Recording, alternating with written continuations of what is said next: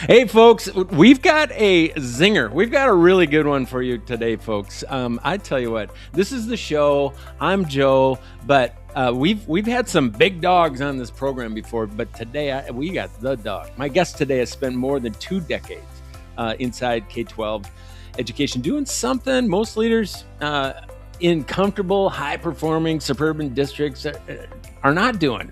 He kept asking harder questions about what the data was telling him, that maybe he should just stop and relax a little bit, right? He's a 2-time National Digital Principal Award winner from NASSP, a published author a couple of times over, ISTE Digital Equity Fellow, and the superintendent of North Shore School District on the North Shore of Chicago, folks. Oh, yeah. At the end of this year, I think he's going out for an extended recess break, but I'll let him tell you about that. Dr. Michael Lubelfeld, welcome to the show, my friend. Dr. Joe, thanks for having me. It is so great to be here. I'm a longtime listener, first-time caller. Oh, my goodness. Stop it. Sorry about that. It's all good. No, I'm happy to be here with you. I am about to conclude my 16th consecutive year as a Illinois public school superintendent, my 8th year here on the North Shore, beautiful shores of Lake Michigan, and my 33rd year in public education. How are you feeling about all of this right now? Okay, exhilarated, excited, anxious, scared, happy, sad, ready, and melancholy. Oh, so that, yeah, a cocktail of a lot of things going on right now. But I tell you what, you've earned that, and you are one of the most ebullient. That's on the vocab test on Friday. Ebullient. I like that. Leaders that I've had a chance to bump into. So let me put what you've been fighting into context. Okay, American education. Let's just talk direct, especially in high-performing suburban districts. I think there's a seduction problem going on. Okay, the seduction of, hey, we have good test scores. You know, we got real strong community support. We got a successful hockey team. Yeah. You know, we have high property values. You know, and the board isn't in crisis. The system whispers. That the system just kind of whispers, like, hey, you're done. Put your feet up, coast a little bit, right? But most leaders in your position accept that whisper. But I have seen you reject it and actually antagonize that whisper. Right? So tell me what is in you that has your dukes up fighting the right fight every single day in a district where you could actually just kind of keep your target rate right where it's at. Where is that coming from? So, I love that question. So, Joe, everyone looks at you or looks at me or looks at the next guy or looks at the next gal and makes immediate judgments. We're human, therefore we're biased. We're human, therefore we have prejudices, meaning we prejudge. Not all negative, it is there. So people will look at me at 57 3/4 with whatever my station is in life and successes in books and this and that, and decide what I am, who I am, and where I came from. The reality is, and you know this, we're people. The fire inside of me started for a variety of good, medium, bad, and all of the above experiences in my youth. I come from a family in a northwest side of the Chicagoland area, suburbs. My upbringing and all of that built some sort of fires and flames in me. People have influenced me. So the legit short answer is other people have seen fires inside of me and have helped me not put them out, but take them and do good things. So those around me have mentored, guided, and coached me. And what you see and what you think may or may not be accurate or partially accurate, but what you don't know until you get to know me or anybody is really what drives us. And what drives me is a passion to help others. Yeah, I can see it.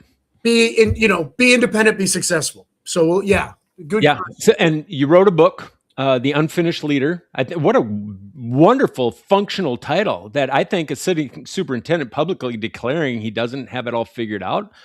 For some, that's like being kind of vulnerable. But you're pushing against all of that self-preservation, right? In a profession that actually rewards performance clarity. Tell me where that title came from and a little bit about what that book is about. You got it. So 2 quick shout outs to Nick Polyak, current Illinois Superintendent of the Year, good friend, and PJ Capozzi, recent Illinois Superintendent of the Year, and good friend. They're my co-authors, so we wrote it together.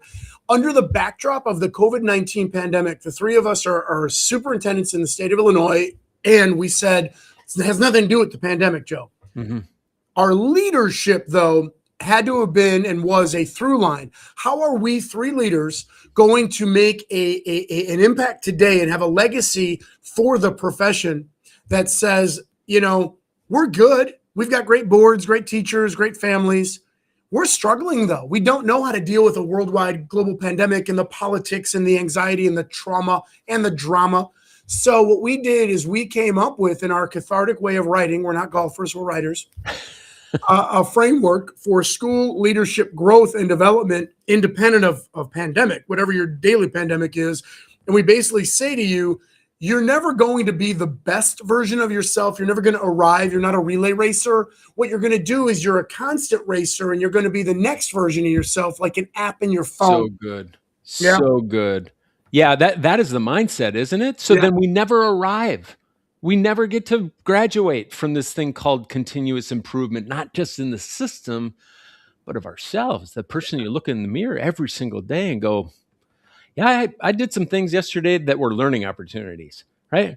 Yeah, it's cool to make a mistake, man. It's cool to make a mistake. I think that's clippable. Yeah. That's clippable. Whoever's rendering this video, that's clippable. I want to look back on just the full arc of your career, which has just been all things amazing.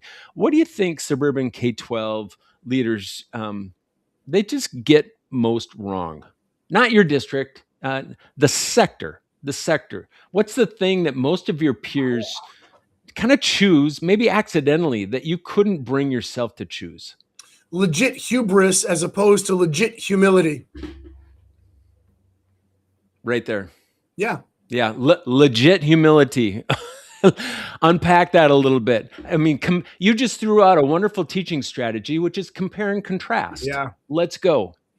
The leaders that we've seen stay, and we meaning the collective, because it's not an I. Leadership is a team sport, and you know what I mean.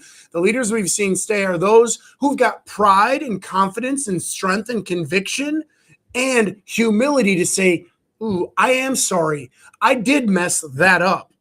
Here's what my aims were and are, and that method didn't work, and I'm sorry, and we're going to go there. Hubris is, I'm the leader, I'm the expert, I know it, and you're going to do what I say and I want because I've got referent authority. Those are the ones that get walked out. Those are the ones with the suitcase, not a briefcase, in this type of world. Humility is humble enough to know that I serve at the pleasure of others. Yeah, I don't serve at my pleasure, and this is not about me.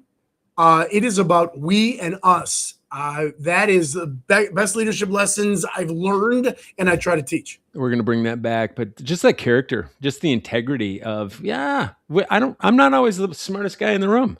Right? No. Oh, that's attractive. I'm leaning in going, well, you're kind of right, because this person over here is an expert in that thing that you're fumbling around with. Right? If you're a leader and willing to just admit, my job is to create the conditions and build this tool chest out here for you to use.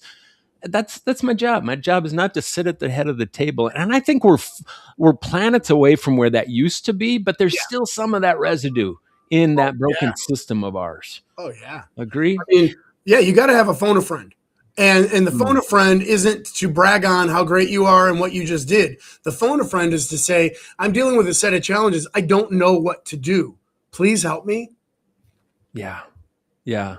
And sometimes that phone a friend is actually to brag on what you just did, because you don't get to do that from the post of your office, right? That's true. I want to look back, ask about some of the things you just learned about yourself. You've been a work in progress. And you ain't done yet. You're not done yet. I want to ask what you learned about yourself in this career that probably couldn't have happened any other way. If you chose a different career path, right? What this career actually taught you, the thing that work taught you that you didn't expect it to teach you before getting into the game. Our impact on people is profound and lifelong. and exceedingly powerful. And it isn't just the quotes like, you've got a lot of influence, you can do this. It's real. And as I get older, and as I talk to former students, who are in their 40s and 30s and raising families, and as I see leaders that I've had the privilege of working with and coaching, we influence a lot of people in this profession, and we've got to be real mindful of that. And part of that begs humility and honesty and vulnerability, because people are watching, and you don't even know who's watching and who's learning, and you don't even know who you're inspiring or influencing. I've learned that that's a huge sort of existential leadership lesson. Yeah. People are watching and listening. So good. So good. And one of the interesting things that I've seen you also pull off is that you don't have a superintendent opening right now, even though your retirement is right around the corner. You've been working on succession planning for a while. You've had that mindfully. And I would wonder, maybe for our listeners out there, when did you begin the process of succession planning? What did it actually look like in your planning? Not your chart, more the philosophy. I want to hear about the philosophy, and you can share as much as you want about the tactile parts of that. But you're doing it the right way is how I want to just anticipatory set this thing right out of the gates. Appreciate that. So my first superintendency, I had 3 years in a small district, northwest side of Chicago, little suburb, little school. It was amazing, great people. I really didn't know anything about succession. It was where I started my career, and I left there to take a bigger job, a more prestigious job. So judge me if you want. Don't hate on me. That's the truth. That's an honest answer. He's honest. Yeah, my career was to grow it, and I did it, and they were great, and I love them, and that was that. So my second superintendency was in Deerfield, Illinois, where I lived and raised my family with my wife and all that. And I was my kid's superintendent for 5 years. That was really good for 4 years. I need the snare. We did everything we could do. I'm a fixer. I like when things are a little messed up. So I came in, things were a little messed up, and then the teachers, everybody fixed it. I was hired here in December to start in June, and I was not mature enough, Joe, to really deal with succession planning for the organization. It was really still about me. So it wasn't the most humble part of my life and my career. So when I came here, and for all the various reasons I came here and all that, great decision, fun stuff, the district's right next door, and I used to work here, whole story. The board that brought me in, we started with an eye on the end because they knew this was my last stop on my career train. If it didn't go well, I could have worked the first 5 years and left. Thankfully, it went well, and I turned it into 8 years. 5 or 6 years ago, which was in the throes of COVID, 5 or 6 years ago, the town also suffered a mass shooting here in Highland Park. 5 or 6 years ago, the board and I were negotiating my next final contract. And we tried to do it 6 years out for a 5-year contract, and we couldn't come to terms. And I had said, friends, listen, don't focus on me. I've asked you for one thing. You said no, love you guys, but we got to it, but they didn't. I said, I'm good. I'm not going anywhere. Let's invest in the team, though. And we've got some super duper stars, and you'll hear about the superstar in a moment. The next year, they said, Mike, we really should negotiate the contract. I said, you guys are awesome. I asked for one thing. So you said no, which is cool. I respect you, but you have to come back with something. Yeah. I said, but more importantly, where are we going with the team? Long drawn out story short, I said, I didn't do succession well in my last 2 superintendencies. Here's the deal. You've got options in front of you. You can do an intergalactic search and spend gads of taxpayer dollars hiring search firms or private, public. You can have me interview people, which I'm not asking for, and I don't recommend. Or you can look about 20 feet down my office and look at the exemplary deputy superintendent who I love and who is going to take over. And you can ask her, is she even interested? You can see if you guys have a vision, and you can like slow roll a private confidential breakfast interview process with her. And if that works, great. And if it doesn't, at least you've exhausted that, and then we can go to the other step. Because the point is, I'm going to announce my retirement in May of 2024.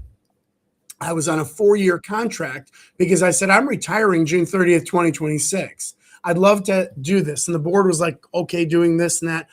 The board is exemplary, Joe, because they did what most boards won't do.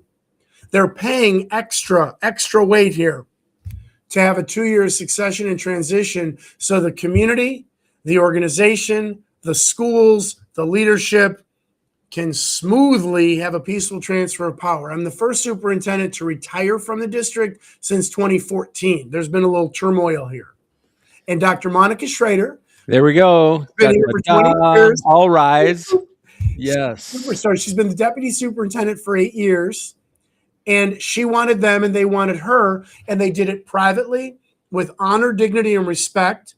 And when they were able to come to terms, I announced in May 2024 I was retiring. And in June of 2024, they announced that she was going to take over. She gets the baton of leadership. The work's not finished. I'm not finished. She's not finished.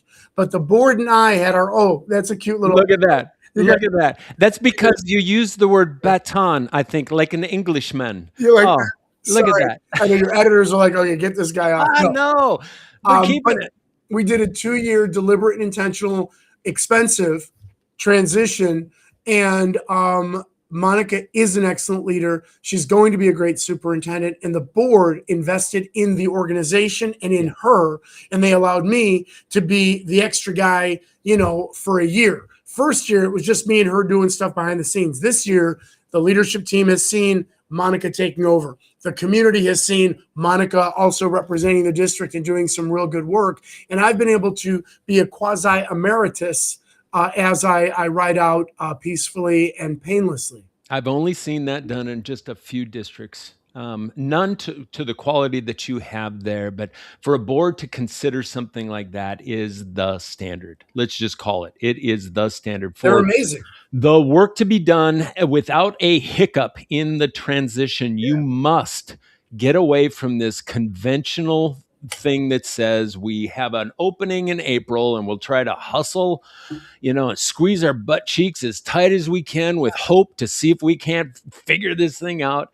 And it still takes a good 2 years when the new leader comes in to actually just get a sense of what is. Yeah. So hats off. If we were both wearing them, hats off. I don't know, hat policies. That was my job as a high school principal. The only thing I did was take hats off of kids. Hey, friends, quick question before we get back to it. I know that you have talented people on your leadership team, but is your team actually performing to its full potential? Most aren't, and most don't know why. The Team Intelligence Assessment is a solution to change that. Find out where your team stands at higherperformancegroup.com. Go to find your starting point to get started today, or click the QR code in the screen right here. All right, back to the show. Yeah, that was a really easy job. It's kind of hard, but there you go. Let me ask you honestly, as you're thinking about stepping out and you've had this incredible gradual release, which is just a wonderful teaching strategy as well, of bringing on new leader to just figure out how to excel and eclipse everything that you've done. Is there any unfinished business? If you just thought, if I had, like Tom Brady, if I had one more quarter to play. Yeah. This is the part that gives me that anxiety and that melancholy and that sense. And I know it and I teach it and I preach it. There's never enough. No matter how good our leadership has been and the board has been and the kids and the teachers, they're heroic. No matter how much we've accomplished, it's never enough. There's never more. And that's a fault I have and a fault a lot of people have. I'm leaving the campfire as good as I can and a heck of a lot better than I found it. We're not done. Continuous improvement and growth. So yeah, the work, this organization, everything is so unfinished, Joe. It's like Mike 2.0 will be something fun and cool and hopefully more time with my wife and kids and family and stuff, a little bit of work. But Mike 1.0 right now is tired also. Yeah. Now, I hadn't felt tired for most of my career. I was exhausted like we all are, but I wasn't tired. I've been tired a little bit and it's time. Good for you. It's unfinished, but yeah, it's time. Yeah, to be able to just be self-aware enough, but also self-managed. Sometimes we're tired and we don't do anything about it. Yeah. Then we have a tired boss that's like leading to burnout within the organization. And then that leads to distrust and all the other things.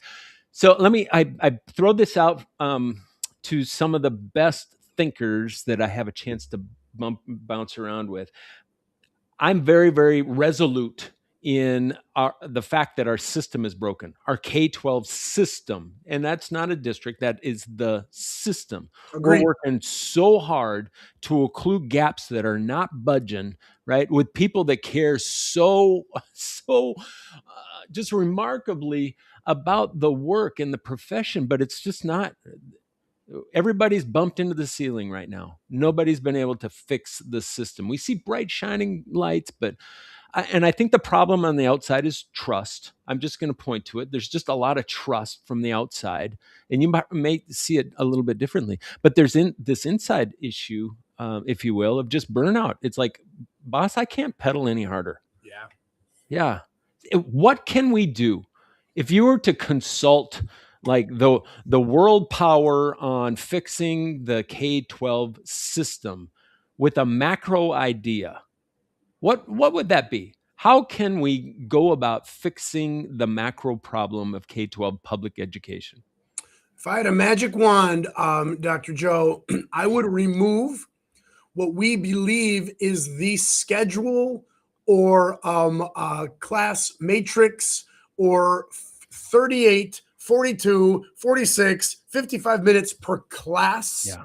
Yeah. I would lose that. I'd go back to what I romantically envisioned was a 1970s free spirit hippie way of having those doors open in the 4 classrooms. Open classrooms. And you got 4 teachers and 90 kids, and it's interactive and interdisciplinary. I'll tell you this, today, 2026, the Alpha School, and I don't know any of these people. I just read and I follow. And I don't even know if it's this right is or wrong. amazing, folks. Lean in, because this is a real live school. Go. I mean, this What is I'd an like to unpaid do- advertisement yeah, as well. I'll tell you, Alpha, keep going. You're doing great.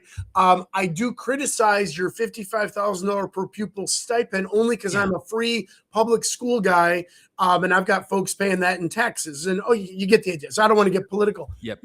I love what they're doing, though, and what they're saying is, hey, I can compact your 6-hour academic day into 2 hours, and I can take the 4 hours you don't have, public school guy, and I can give them the stuff that you're dying to give them.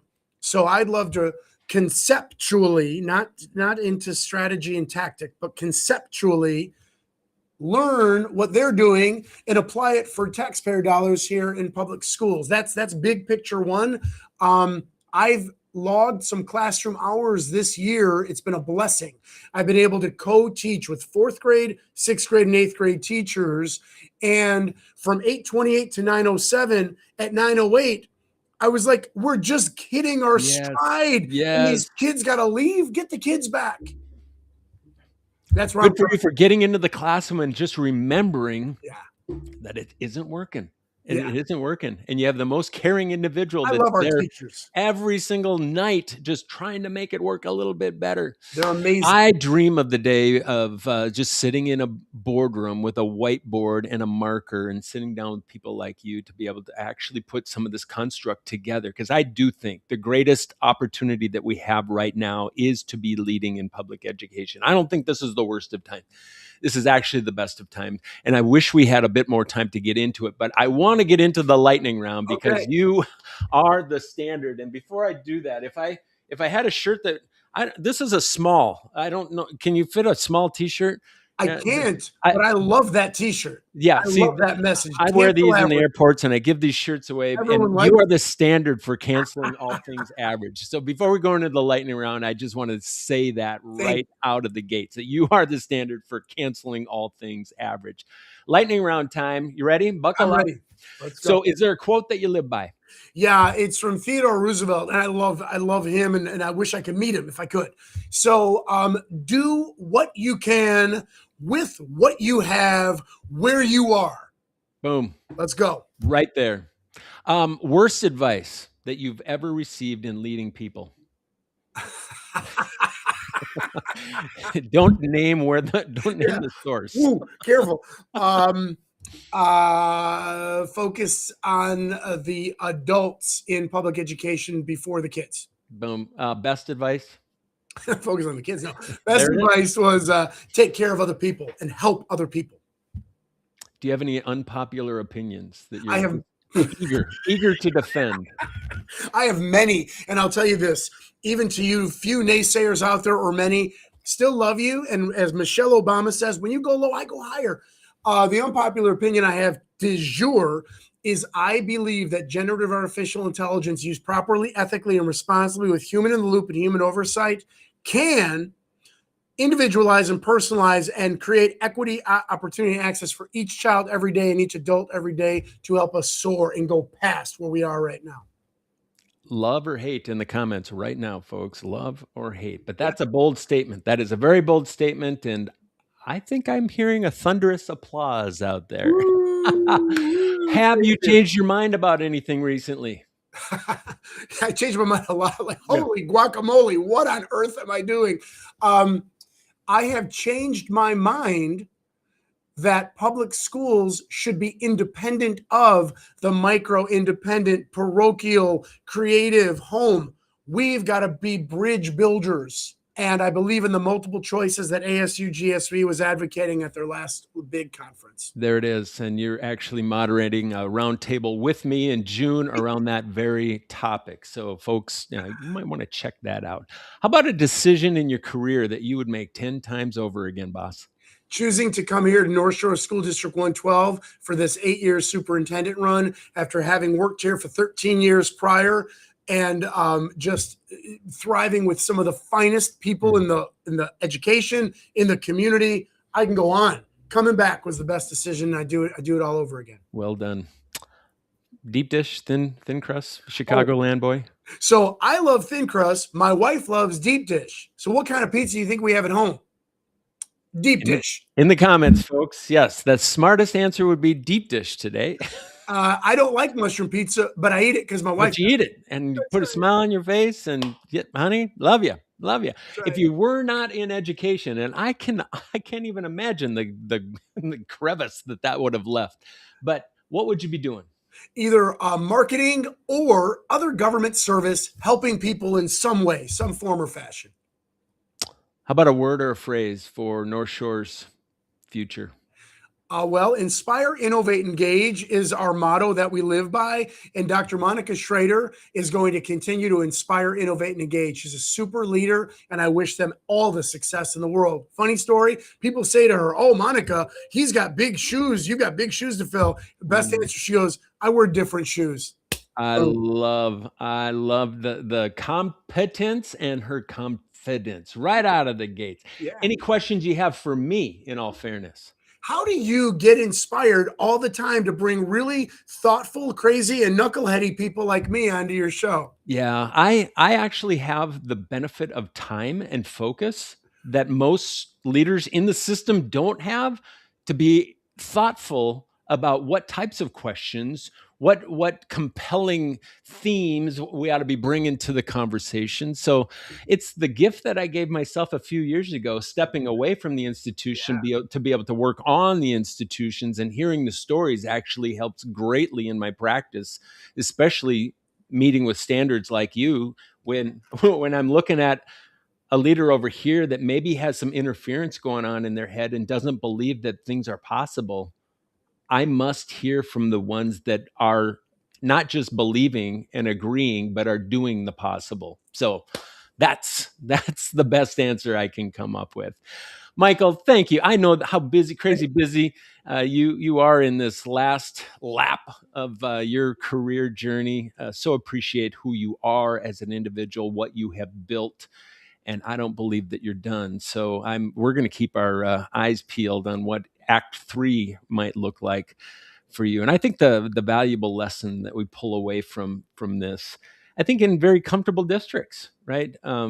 We can sit back. That is always a choice. Yeah. But continuous improvement, that should be the name on every strategic plan. Yeah. I don't believe in strategic plans. I believe in continuous improvement. And when you have a boss that is resolute and understanding that, hey, I didn't quite get it all done, and we're passing the baton off. That's right. To others that have different skill sets, are wearing different shoes for a different season to accelerate all things good and productive that you have generated. So, yes, bosses across the country that are watching this, it's really not about you.